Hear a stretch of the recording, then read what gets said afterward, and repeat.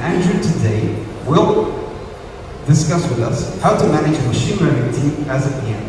Please give it a round of applause for Andrew. Hi everyone. Yeah, that's right. I'm Andrew Mende. I work currently with the machine learning team at ProductCom, and the first question I want to address is where is Natalia? Unfortunately, my co-author couldn't make it in person, so I'll have to present our joint work alone. Sorry for that. Really miss her because she has by far more experience with ML than I do. And actually, the idea of this talk it started when I realized that one advice given me during an event like this by Natalia led to boosting productivity of my team twice. There's just not too many experience about managing machine learning products in the world, so it's pretty scarce, and we realized how little actually do we as product managers know about how to do this right, and how to do this effectively. So, as I said, by day I am a product manager in ProductDo.com, but by night I'm also trying with some colleagues to transform how product managers work. I'm there to spend a couple of minutes to talk about this because I think it's an important topic. Because right now I'm going to tickle your curiosity a little bit. I'm going to tell you something. But this is not how we learn. And I really envy how developers work. Like they take some inputs and they write a program and they can test if the output is correct, right? They learn by doing something. While we as product managers still learn by just listening to other product managers talking about blah blah, how did they succeed. I'm trying to create some materials where product managers can learn through doing, through achieving some tasks, like your colleagues learn from you when you do something together. And yeah, this is a small side project. Today I'll talk a little bit about how this ML thing is fitting into career path of project manager because I think it's pretty exciting. Then I'll talk a little bit about how the product itself is different from the usual product, traditional products, because I see a lot of difference. And yeah, I will talk a lot about how the approaches we usually use for feature development doesn't work for ML development. I will talk about how the backlog is different and how the prioritization framework I had to adapt it to actually manage effectively some improvements of ML. And maybe some technicalities, because as a product manager for ML team, you have to understand a little bit more. There's a debate going for ages about should the product manager understand the development process or not, or they should only focus on the customers. I think that in order to effectively manage a machine learning team, you really have to understand some things about how machine learning works and how the models work. And in the end, I will try to present you with a survival guide if you're just starting to work with an ML team. Yeah, what are the things which will help you the most and which probably I learned the hard way during my first months as a product manager for an ML team. A little disclaimer, both authors of this talk have more experience with how to enhance usual e-commerce products with ML. So we work with ranking, search relevance, recommendation systems, not things like, I don't know, filters for photos, video, computer vision, and so on. But I think for the most of the audience here, these topics will be also very relevant. We also both work for really big companies with a lot of data. So please keep in mind that the cases we are presenting are mostly relevant for if you have really a lot of data. And we both happy to work in companies with data-driven cultures. So here, data is the king, and you are free to experiment while you can show your impact on the metrics. There's a little of vision, a little of nobody can tell you anything if you have good experiments. So we are pretty free in choosing our ways. This is how your traditional path looks like, right? You can grow from core PM to senior PM, then you have to choose if you want to manage other PMs or become a really impactful individual contributor and become a principal PM. And actually, when I started on this path, I thought that, yeah, it's all paved out. I know which frameworks. There's a lot of materials like what do you need to learn in order to progress on this path. It's pretty obvious. So basically, I had my pension in sight. I knew how it would progress. And I'm really happy that at some point I had this chance to take a side turn and become a product manager for ML, because what excites me about this topic is that it's uncharted territory, I believe, for product managers. there is little experience, there is no known frameworks. If you address a traditional product management task, yeah, okay, go take this framework, this is the recipe, you don't follow the recipe, stupid you probably fail. In ML, still there are no recipes, so I think this is exciting, and we as a community right now learn a lot about how to manage those products, how they behave. And I'll address now some of things which don't work as you expect when you're trying to use ML to add value to your product. I'll start with talking about the product itself, how the delivery of value to the customer is different when you start engaging with ML. First, and what was very much unobvious to me, is that we don't really understand how the ML works. You think that, yeah, you just use a tool to solve a task, right? And there are ways to use this tool. While, in fact, if you read a lot of papers, like if you read a really good paper about ChatGPT or about computer vision, you will most probably read something like, how did you come up with your architecture? Well, we tried a lot of things, and this architecture, for some reason we don't really understand, turns to work well for this problem. And this is everywhere. Take recommendations, take search relevancy. There are some architectures which are known to work for some of the topics, but it's not that we understand why this particular architecture of neural network works for this problem. So don't expect it to be a paved way. It's a lot of trial and errors, and it's, yeah, a little bit, I would say, random, a lot of uncertainty in how you can actually apply machine learning effectively. And I think this is a fundamental thing which really changes how we work. So it's not like you develop a feature and you get the value from it, or at least understand how it works. Now here, when you start a journey, you don't really know what could work. Is this problem at all solvable by machine learning? And of course, experience of others and the papers big companies publish help a lot to learn what works for somebody. Second thing, which is a consequence of this, is that even if you find a solution which works for your problem, very often you cannot explain how it works, and this is a bit problematic, right? If you have a product which offers something to your customer, and as customer asks you, why this? And you have no clue, no idea.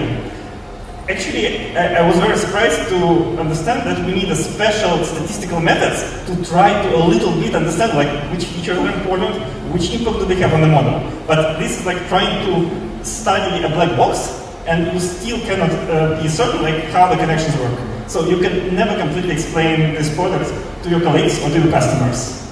And yeah, this is of course a little bit problematic. One thing I learned really hard way is that you should always start with a benchmark solution, because of course ML is right now a topic where you have this bias, like, oh, we're using ML, this is progressive, we're good, other guys use ML and we want to be part of it. But in fact there are a lot of places where ML doesn't bring value. And while this technique, this tool, is very expensive, it creates a lot of overhead, I will talk about this in the technical section, you shouldn't be using it where it doesn't bring value. So right now we have a very hard rule in my team. We always start with a benchmark. We first create a simple solution, and after this you will never beat, for example, popularity if you're working on recommendations. It is really not pleasant. Yeah. It is not really good for the team morale, but I believe this is the way the product should be developed, to be honest with yourself and with your impact on metrics. As I said, we don't really understand why some solution works and some don't, so expect this to be an art more than a technology. This was very surprising for me. I'm used to working in STEM with developers who think that, okay, we need to think hard, we can engineer anything. Model architecture is an art, and there is no way around it. So when you start, think about time boxing the efforts, because there would be very realistically an option that this problem you're addressing cannot be solved effectively with the data you have, with the resources you have, with the machine learning. So start by, for example, time boxing your efforts and say, okay, we're ready to spend 4 weeks trying to find a solution. In case we don't, we drop this and we go to other ways, because it is very exciting. You can get carried away while developing something and not notice that actually you're just wasting resources of your team. A very practical problem I address every day. Relevant for the previous slide. Your team says, okay, we took the same data, exactly the same data set, and we just changed a little bit the model architecture and the parameters, the hyperparameters. And now, for example, now your recommendations work much better. The conversion is up. Now, good luck. You need to write to your customers and their colleagues what changed. Your release notes, please. And what can I say? I can statistically say, okay, we are recommending a little bit more of this than that. Why? I have no idea. And I find myself in this situation very, very often. And this is, I think, a very big problem. And especially it is problematic when it gets to legislation. Because if you are working for a big company, for a big use case, then you will be asked by competitive authorities, like, how does this work? How did you train it? What data did it use? And you cannot say, yeah, we don't know, it's a black box. It works somehow. We don't touch it. You don't have this chance. So you will have to study your own work like it is a black box and try to come up with an explanation why it does things. And I would say that in my team, maybe 20% of resources goes into trying to understand what we did after we did it. And yeah, I kind of accepted it because it's important to have explainability for this kind of work. And of course, this is I think that the governmental authorities are pretty right in trying to now scrutinize into how companies do things, because if you have, for example, biases in your data which you train on, then the ML will just amplify them and set them in stone, and then in your training data they will come again. So right now, if you're working with a big use case, most probably you will get those requests and you will have to answer like, how do you fight biases? Do you measure them? Yeah, there are certain things which you should never, like in certain circumstances, you should never, for example, show to your model, like what is the sex of the candidate which you are trying to put in the interview, or what is the country of origin. So never show to your model data which you are not ready to use for the use case you are trying to address. But besides the problem with the product itself, I face a lot of problems while managing technical backlog, because I'm used to more feature development, of course lean approaches, we work within this was always like that. But when we started working with ML, I realized that of all these equations, which is very much familiar to any product manager, the confidence is the one thing which I'm paying most attention to. There's actually no good way to estimate the impact, but the confidence probably plays much greater role in my prioritization right now. But besides confidence, the effort right now is much more volatile than I'm used to. Because if you work with experienced engineers, usually you expect them to be able to more or less predict how long it will take, or can you develop this. In case of ML, there is a lot of volatility. It can be like 8 weeks instead of 2. And in order to manage this, you have to use different approaches. So just impact effort doesn't work. You have to really unbox it, you have to manage the risks, you have to be ready to switch hypotheses. For example, if you see that in this time period, we don't see any results. And the scientists won't be pleased with it. But you have to insist, because otherwise the prioritization won't work at all. You will be spending time on something which doesn't work, and it won't work even if you spend 10 weeks on it. The maxim I write for myself is that I used to play chess, right? You need to sit, hard think, and then you can, okay, I will do this move, and the customers will do this, and then you have more or less a decision tree. In case of ML, it's much more of a poker. You really have to think about a lot of probabilities, and what you actually need to do instead of prioritization, you have to manage risks. Because risks are much higher than what you can realistically predict. And another problem with prioritization is that right now the value chain became much longer, because if you develop a feature, the feature has direct relation to the customer experience, and this is easy. Well, not easy, but this is one step thing.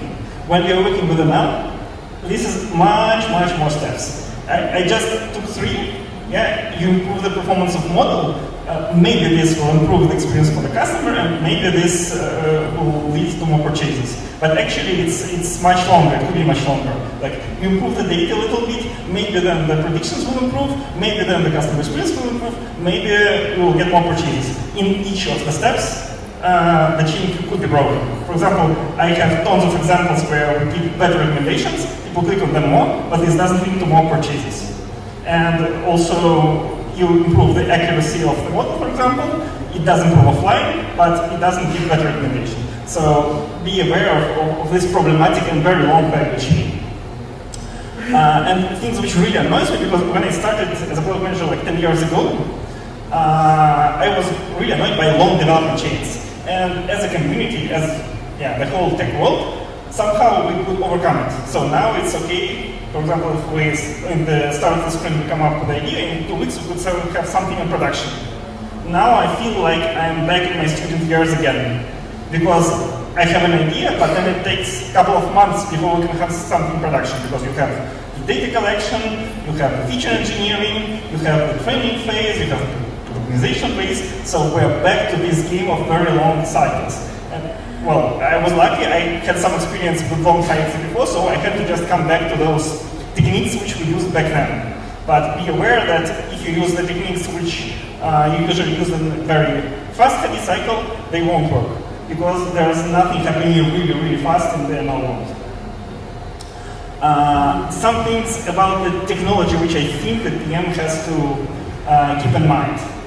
First, there is the eternal battle of online and offline, because when you start doing something, usually you start offline, right? You collect the data and your data scientist starts predicting something and measuring themselves. While doing this, they usually do a lot of transformation, they enrich the data with some external sources, they process the features, and then they say, okay, yes, I have my model, it predicts something and the accuracy is pretty good. But then what you need to do in case it's not an offline model is, in case it's a model which needs to present something to the customer in the real world, in online, then somebody has to do the same steps online, processing the same data, pulling the same external information, and coding it most probably in other programming language. Yeah, typical data scientists write in Python, typical backend engineers which implement this thing in production write in Java. What is the probability that they do the same job? I'll tell you, I have measured this. This is 0. Like, never from the first time we could get the same features in production as we had in training environment. But this is something to really think about, maybe even before you start. Because while you are in the offline phase, usually people get carried away and they do whatever transformation they want, not thinking about how they will live in the online world. Second technical thing is regarding the feature drift. Drift might be fun if you are street racing, but in case of the ML, it is really not fun. It means that you train the model and you say, okay, that's a win, success, we put it in our backlog and we go to something next. But over time, something happens. For example, a novel coronavirus, which changes the distribution of all the features in production, right? People start looking at different dates, they start planning not in advance, they become really risk aware when planning their trips. Everything changed. There was no feature which stayed the same during coronavirus. How was the performance of the model? It was terrible, it was awful. Actually, during the corona, some of the models were being replaced just with a handwritten heuristic, and it was a positive change for the customers. Because the models trained on data before the corona, they just produced garbage in the corona times because they didn't see this. So this is something you also have to think about, like, is your model operating in the same world which it was trained? Because sometimes the model can handle situations which it haven't never seen during training, but this is not given, it's a matter of luck, and I don't think you want to rely on luck while developing your products. There is also something different about the team you will be working with if you are working with machine learning. Because we have long books written about how to work with developers, right? We know how to nurture them, how to make them comfortable, how to use this ambition to make them work for us. But now we have a different breed. It's the scientists. And I found working with them actually really challenging. One big thing is that probably they're eager to talk with you much more about the ProductDo product. To do their work, they need to understand what the customer care about, which features can actually work. So this is a good thing. And also they're data driven by design, of course, they're data scientists. So this thing is much more pleasant. But on the downside, you have that they cannot do anything really quickly. They require set time. They cannot really realistically predict how much time it will take them to do something. And they require a lot of infrastructure. They require the cloud to train, to transform the data, and also actually they require some supporting roles. You need a data engineer most probably to supply the data because the scientists don't know how to transform effectively large amounts of data. And you need an ML engineer because after your data scientist produce something, you have to also put it into production. And this is a totally different art, and you need a special breed of backend developer to make this happen. These support roles are right now actually much more scarce than the data scientists themselves. So if you are trying to build a machine learning team, I would say start with data engineer or the person who will actually put this thing in production, because it is much harder to find than the data scientist who will train the model. So to sum up my learnings so far with machine learning, I want to emphasize the following. So first, don't use just blindly the traditional approaches. They most probably won't work because the nature of the work is different. The way the value is connected is different. And so you need to be open to use different approaches to how you manage backlog, how do you manage the delivery cycles, and all aspects of the teamwork. Always start with what is the best alternative you could use. What would you use if you don't have access to machine learning? And keep measuring yourselves against this, because otherwise you will be spending resources, and then somebody will come, measure it against the benchmark, and yeah, there will be a lot of shame. It happened to me. Some of the models were taken down because they could be replaced with 5 lines of backend code. Embrace the uncertainty. I think this is really exciting. Yes, some people are uncomfortable with that, but for me it's really exciting that I'm no longer in this world where everything is thought through and you just need to apply the frameworks and do the discovery, do the feature development, measure metrics. Now we are again in this Wild West of product management. We don't know what happens. There's a lot of uncertainty. But for some people, this is really the place they want to be. And in case you feel the same, then probably your place is somewhere near the ML team. Mind the data. As Andrew and Jig says, the machine learning model is data plus code. And everybody is concentrating really hard on the code, but data is much less obvious. For example, if a company which is a bit smaller than yours has brilliant data scientists, they cannot potentially arrive to the same result or to the same quality of recommendations because they just don't have the data. And so the data in this case, I would say, is the king, and the code is the queen. So think data first. And accept the overhead. ML solutions are very expensive in terms of maintenance. So you cannot just put it in production like a feature and say, okay, it works, I got over it, I'm doing something else. Every ML model you start, you need to feed, you need to breed, you need to clean, you need to take it to the doctor when it's sick. So factor this in, and actually for me right now, to put a new model in production is a big headache. I will refuse to do that. If they offer me to split like a use case into models, like for example, a model for customers with history and without history, I would say no, because I cannot afford maintaining 2 models. I would rather have a little bit less results, but with 1 model. That's it. If you like how this material is put, then think about joining our community where we try to learn the same things but hands-on. I hope I managed to tickle your curiosity. So maybe we should solve some practical tasks together.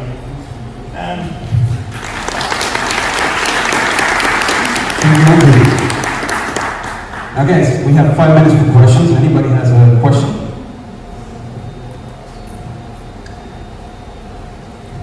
Hi. Wow. Hello. My name is Sergey. I'd like to ask 2 questions. First, about the confidence, this formula for confidence impact. What is the measure unit, the scale, from 0 to 1, or maybe it could be more than 1? And the second, is it applicable Agile Scrum when you do you use sprints when you work? Because it's hard to realize how it works. I think waterfall could be more reliable at work. So it's the questions. Yep.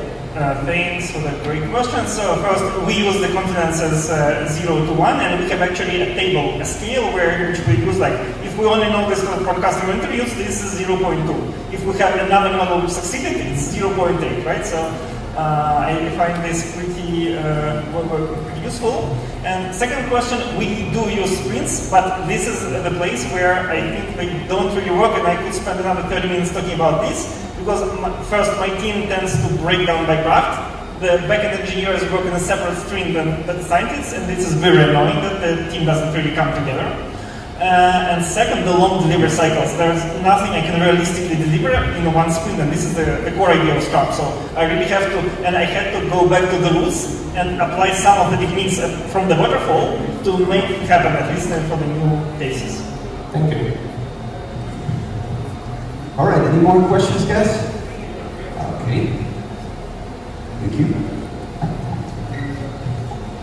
There you go. Hello, everybody. Thank you for your presentation. Just one practical case.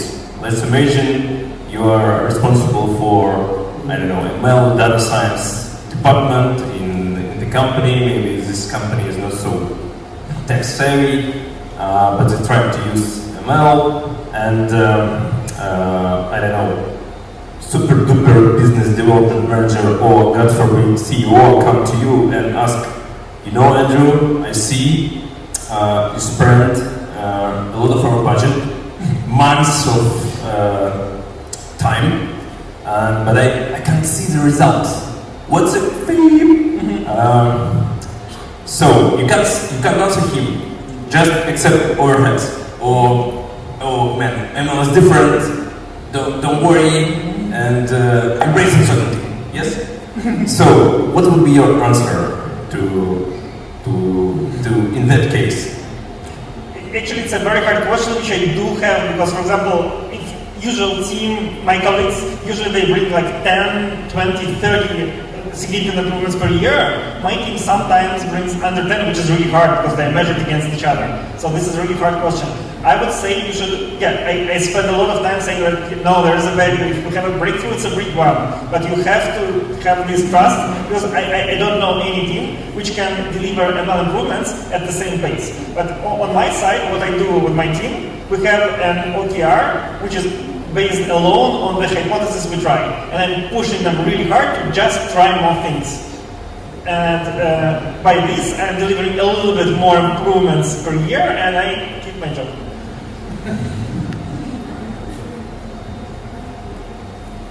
Any more questions, guys? One last question from the audience. Maybe we can take an online question after we get it.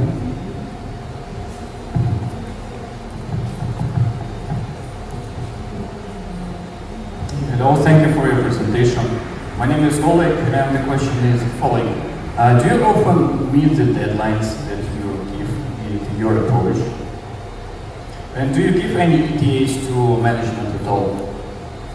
So we don't use deadlines in planning ML work. We use measurements like this. So for example, we commit to trying 30 new things per quarter. And we're trying to meet it and explain that this is the way to go, because if we see that something doesn't work, then we drop it and we can use totally different approach. And to the end of the quarter, of course, we will be trying like small features, praying that it will work, because it's very fast to do, but I think it's a good approach. So I don't think that the deadlines for specific tasks or specific hypotheses are actually applicable, but you really need to indirectly measure the velocity and really have to press the team to meet the targets on the velocity, because otherwise the team will get buried in single use case without any manual work. Okay, interesting. Thank you. Thank you. Do we have an online question, or should we move on? We have an audience question. Okay, last audience question, and then we'll move on to the next presentation. Hi, my name is Igor. I'm a solutions product manager at Rike, and today anyone told about progress in large language models like ChatGPT and GPT-4. So what is your strategy? What is your security kind of answer on using this in production? Do you use them? Will you use them? So I don't think we currently use the GPT, but we use some of the models which process in text. We do use them all for quite some time. But I know that, for example, my colleagues, when they're given an option to do a hackathon, they try to apply it in a lot of places. And I think it's pretty, it will definitely find use cases, but I don't think it's a big revolution because right now it has limitations. So it can produce some very human-like text, which is great, but you cannot trust the precision of it. So we are thinking about developing a solution which would be domain-specific, trained on specific things, but then delivering much more reliable answers in this specific domain. Everybody, please give it up for Andrew Mende. Thank you, Andrew. Now let's move on to our next presentation, next speaker.